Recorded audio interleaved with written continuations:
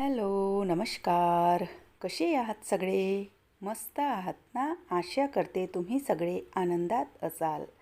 तुम्हा सर्वांचं अगदी मनापासून स्वागत आहे आपल्या चॅनलवरच्या आजच्या या व्हिडिओमध्ये.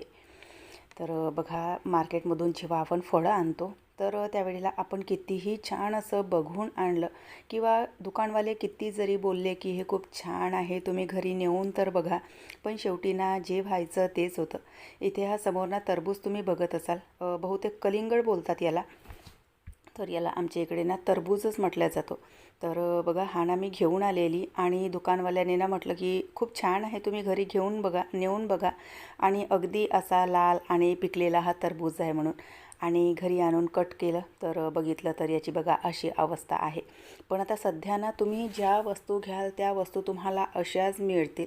म्हणजे अगदी प्युअर वस्तू किंवा जी नॅचरल पद्धतीने ज्या वस्तू पिकवल्या जातात तर त्या वस्तू तर आता म्हणजे सध्या म्हणजे मिळणं शक्यच नाही. कारण बघा, आता ना प्रत्येक गोष्टीमध्ये आणि प्रत्येक व्यक्तीना पैसा कशाप्रकारे कमवायचा किंबहुना त्यापेक्षा जास्त पैसा कशाप्रकारे कमवायचा तर याच याच्यामध्ये असतो. आणि त्यामध्ये मग बघा, हे जे फळं आहेत किंवा कुठल्याही गोष्टी असू द्यात तर जो नैसर्गिक म्हणजे नॅचरली जे गुण असतात तर ते तुम्हाला बघायला मिळणारच नाहीत. तर आज मी सुद्धा ना हे 2 टरबूज घेऊन आलेली, तर म्हटलं चला एक ना कट करून घेऊयात. बघा, अशा प्रकारे जेव्हा आपण छान कट करून ना त्यावर ना काळं मीठ जेव्हा टाकतो ना तर खूप छान लागतं ते. चवसुद्धा वाढते आणि खायलासुद्धा खूप छान वाटतं. आणि तसंही उन्हाळ्यामध्ये बघा, ज्या फळांमध्ये ना पाणी जास्त साठवलं जातं तर ते फळं खाण्यावर जास्त भर द्यायचा. त्यामध्ये तुमचा टरबूज आहे, तुमची डांगरं असतात, अंगूर असते आणि असे बरेचसे फळं असतात ज्यामध्ये बघा नैसर्गिक रूपाने ना खूप असं पाणी साठवलं जातं. तर ते फळ जेव्हा आपण खातो ना तर आपल्या शरीरामध्ये बघा उन्हाळ्यामध्ये ना पाण्याची मात्रा कमी होत नाही. पाण्याची जी मात्रा आहे ती शरीरामध्ये बरोबर राहते. तर त्यामुळे ना म्हणजे आपली जी बॉडी आहे तर ती डिहायड्रेट होत नाही. तर त्यामुळे अशा ज्या गोष्टी आहेत तर त्या खाण्यावर जास्त भर द्यायचं. आणि सोबतच बघा, जेव्हा आपण खूप म्हणजे असे सतत उन्हामध्ये काम करतो तर त्यावेळेला ऊसाचा रस आहे, नारळ पाणी आहे, लिंबू पाणी आहे, तुमची लस्सी आहे, तर या गोष्टी पिण्यावर जास्त भर द्यायचं.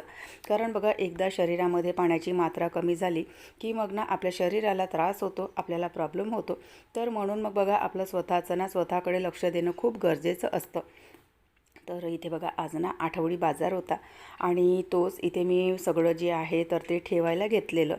आता सध्या जसजसा उन्हाळा वाढत जाईल तर तसतशा बघा भाजीचे म्हणजे भाजीचं जे आयटम आहेत, जे भाजीचं आहे तर ते सुद्धा ना खूप असं महाग होत जातं. आणि त्यातल्या त्यात उन्हाळ्यामध्ये बघा, आपण आपल्या फ्रीजचा जो टेम्परेचर आहे म्हणजे फ्रीज जी आहे तर ती जास्त कूलिंग पॉवरवर ठेवतो. आणि अशामध्ये बघा, आपलं जे भाजीचं आहे तर ते खराब होतं. तर ते खराब होऊ नये यासाठी आपण काय करू शकतो तर ते समोर तुम्हाला सांगते. त्याआधी बघा, हे सगळं जे भाजीचं आहे तर ते ना सगळं असं व्यवस्थित ठेवून देते. आणि ज्या दिवशी आपण भाजीचं आणतो तर त्या दिवशी बघा सगळी ना ही रेवठेव करून घ्यायची. कारण आपण कधी ना त्याच पिशवीमध्ये ठेवतो आणि सगळं जे भाजीचं आहे ना तर ते खराब व्हायला लागतं. तर सगळे जे आलू आणि कांदे वगैरे जे होते तर ते इथे मी ऑर्बिटला ठेवून घेते. आणि बघा, ज्या हे शेवग्याच्या म्हणजे मुंगण्याच्या ज्या शेंगा वगैरे आपण आणतो तर त्यांनाही ना लगेच कट करून घ्यायचा आणि अशा प्रकारे सोलून घ्यायचं. बऱ्याच वेळा बघा मी बघते की ह्या ज्या शेंगा आहेत तर त्या न सोलताच त्याची भाजी बनवल्या जाते. पण खरं सांगू तुम्हाला, ह्या जर शेंगा आपण सोलल्या नाही आणि तशीच जर त्याची भाजी बनवली ना तर ती भाजी ना कडवट लागते आणि जो सालींचा स्वाद आहे ना तर तो भाजीमध्ये येतो. आणि त्याच्यामुळे ना भाजीची जी चव आहे ना तर ती पाहिजे तेवढी खास वाटत नाही. तर म्हणून जेव्हा ह्या शेंगा बनवतो आपण तर त्यावेळेला ना अशा सोलून घ्यायच्या. आणि मी तरी बघा म्हणजे अशा प्रकारे ना सगळ्या ज्या शेंगा आहेत तर त्या सोलून ठेवते. ज्यामुळे ऐन वेळेवर ना आपल्याला एकतर भाजी बनवायला म्हणजे पटकन ती भाजी बनते आणि दुसरी गोष्ट म्हणजे भाजीचा जो स्वाद आहे तर तो सुद्धा कडवट लागत नाही. टमाटर वगैरे बघा, आता ना आपण फ्रीजचा जो पॉवर आहे तर तो ना जास्त कूलिंग याच्यावर ठेवतो. तर त्यामुळे बघा खूप असा थंडावाना या गोष्टींना लागतो आणि त्यामुळे सुद्धा भाजीचं खराब होतं. म्हणजे एकतर बघा म्हणजे फ्रीजचा पॉवर खूप कमी असेल त्याच्यामध्ये सुद्धा भाजीचं खराब होतं. आणि दुसरी गोष्ट म्हणजे फ्रीजचा पॉवर जर आपण खूप कूलिंग याच्यावर ठेवला तर तरीसुद्धा भाजीचं खराब होतं. तर त्यामुळे बघा, अशा प्रकारे ज्या कॅरी बॅग्स असतात ना तर त्या कॅरी बॅग्समध्ये म्हणजे हा जो खालचा ट्रे आहे, तर यामध्ये आपण जी भाजीचं ठेवतो तर ते कॅरी बॅग्समध्ये ना त्यामध्ये आतमध्ये ठेवायचं. म्हणजे डायरेक्ट जो थंडावा आहे तर तो खूप असा भाजीच्यांना लागत नाही आणि आपलं जे भाजीचं आहे तर ते सुद्धा खराब होत नाही. आणि बाकीचे जे छोटे मोठे सामान आहेत ज्यामध्ये भेंडी आहे तुमची किंवा ज्या गोष्टी आपण अशा प्रकारे डब्यांमध्ये स्टोअर करून ठेवू शकतो किंवा डबे जर आपल्याकडे नसतील तर आपण ना कॅरी बॅगमध्ये सुद्धा या गोष्टी ठेवू शकतो. त्यामध्ये सुद्धा खूप छान राहतात किंवा आजकाल तर खूप सारे असे ऑप्शन्स आहेत. कपड्यांच्या पिशव्या येतात, जाळीदार पिशव्या येतात, तर त्यांचासुद्धा आपण वापर करू शकतो. तर अशा प्रकारे बघा सगळं जे भाजीचं आहे ना तर ते मी या डब्यांमध्ये ठेवलं. ऑनलाईन मागवले होते हे डबे मी कदाचित 250-300 या रेंजला 6 मिळालेले आणि तुम्ही ऑनलाईन शोधाल तर तुम्हाला ना खूप सारे fridge container, fridge storage container म्हणून ऑप्शन मिळतात. तर त्यामध्ये ठेवायचं. आणि त्यानंतर बघा ज्याही मिरच्या वगैरे आपण ठेवतो तर ज्या डब्यामध्ये ठेवतो ना तर त्याच्या खाली ना अशा प्रकारे ना एक पेपर ठेवायचा फोल्ड करून आणि त्यानंतर त्यामध्ये मिरच्या ठेवायच्या. माझा फ्रीज ना छोटा आहे त्यामुळे ना वर्टिकली स्पेस जी यूज होईल तर अशाच डब्यांचा वापर मी करते. म्हणजे दाराच्या सेक्शनमध्ये ना वर्टिकली स्पेसचा वापर मी करते कारण माझा फ्रीज ना खूप छोटा आहे. त्यानंतर ज्याही पालेभाज्या असतात, सांबार असतो तर बघा हे ना आजकाल 8 दिवससुद्धा चालत नाहीत. तर त्यांना ना अशा प्रकारे पेपरवर ना पसरवून घ्यायचं. म्हणजे एकतर तुम्ही थोडी वेळ ना त्यांना पंख्याच्या हवेमध्ये ठेवू शकता किंवा पंख्याच्या हवेमध्ये ठेवायचं नसेल तुम्हाला तरीसुद्धा बघा अशा प्रकारे ना पेपरवर ठेवायचं आणि ते सगळं ना असं व्यवस्थित पसरवून घ्यायचं. तुम्ही इथे बघू शकत असाल की अशा प्रकारे सगळं पसरवून घ्यायचं आणि तो जो पेपर आहे ना तर त्याला असं ना गुंडाळत जायचं. म्हणजे त्यातला जेही पालेभाज्या वगैरे असतात तर त्यातला जो एक्स्ट्राचा मॉइश्चर आहे, एक्स्ट्राचं जे पाणी आहे तर ते पेपर ना शोषून घेतो आणि आपला म्हणजे आपली जी ही सांबार आहे किंवा पालेभाज्या आहेत, मेथी भाजी आहे, पालक भाजी आहे तर ती अजिबात खराब होत नाही. 8 दिवसपेक्षा ना या गोष्टी तुम्ही जास्त वापरू शकता म्हणजे अजिबात खराब होणार नाही.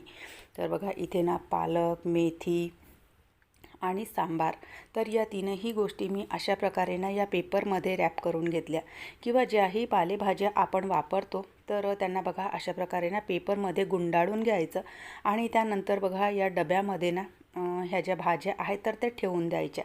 डबे जर तुमच्याकडे नसतील तर कॅरी बॅगमध्ये सुद्धा ठेवू शकता तुम्ही.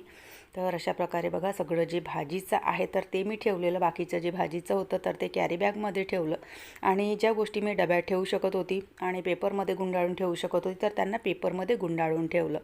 तर एकतर बघा आता ना भाजीचं हळूहळू ना खूप महाग होत जाईल आणि थोडंसं जरी काही खराब झालं तर बघा आपल्यालाही ना ते नकोसं वाटतं आणि असं वाटतं की उगाच आपले पैसे खर्च झाले.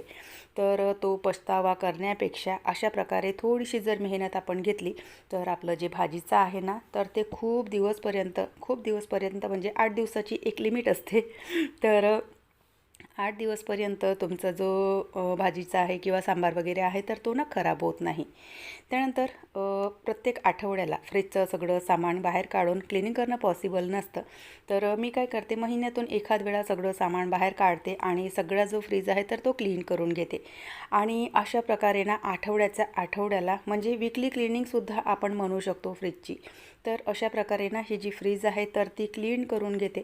म्हणजे बघा एकतर आपण ना तसंच जर भाजीचं ठेवलं ना तर फ्रीज ना खूप खराब दिसतो आणि दुसरी गोष्ट म्हणजे कुठलीही वस्तू जर आपण व्यवस्थित ठेवली, नीटनेटकी ठेवली तर त्या वस्तूची जी लाईफ आहे तर ती आणखी वाढते.